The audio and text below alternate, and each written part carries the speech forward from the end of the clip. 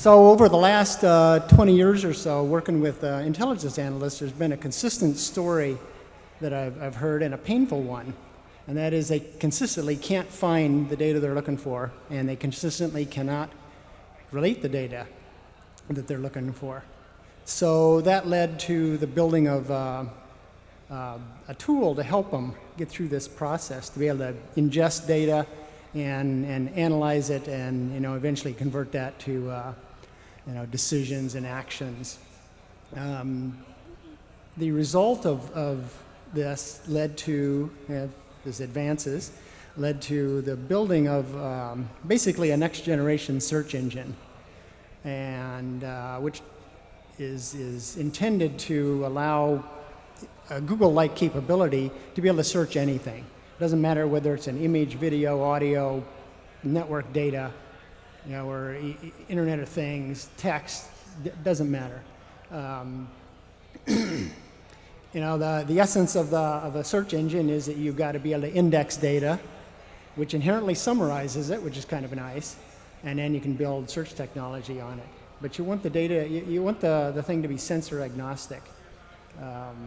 You can provide several ways to search, and I'll show you some examples in a little bit of what non-text based searches can be. But the essence of the search engine is that it has to, at least this one, is that it has to ingest any kind of data. And we don't care whether it's image, video, audio, text, or just binary data, hard drives, cell phone data. It converts it into what's called signatures down there at the bottom. The signatures are stored into a database, and then once they're in the database, they are searchable. In the background, you can see a projection of a collection of signatures, which happen to be a month worth of video data, millions of frames of video data. Different colors represent different video files. The points represent frames out of the data. But the idea is to make this stuff searchable. And if you cast it into this space, you can connect the dots, literally, and look at those patterns and find things. This is an example of a search where I was searching for that grid car in the center. And the idea was that that's the example I gave it. And around the edges, you could see the examples that it found. Here, I was searching for 3 objects. I was searching for a white pickup, a black car, and a red car. And I wanted to know if those vehicles had ever appeared at the same place at the same time. And you can see that the search gives us the frames of video where all 3 vehicles do appear.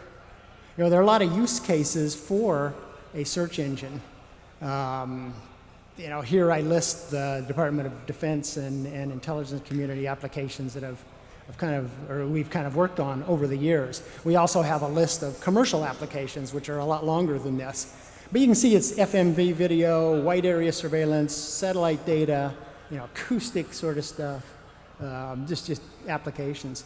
A search engine platform, it's actually more useful than just search. You can obviously use it for search and finding stuff.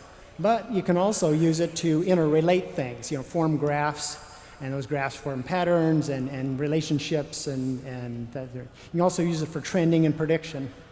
And in the process of generating the search engine index tables, provides a data reduction capability. That leads to the next sort of major thing that we're working on is it's nice to be able to search things, it's nice to be able to relate things, it's also nice to be able to remember things. So we're adding a machine learning component that actually remembers things, and it as humans we wouldn't be of much value if we couldn't remember things. So our search engine, the next phase of it will involve basically a memory. It gives us a lot of context and lets us search things in the background. The next slide I think is the final one. If you want to come by and have a demo. I must have been going to say some more about this slide, but I can't think of what it is at the moment. I've lost my train of thought, but it's pretty self-explanatory.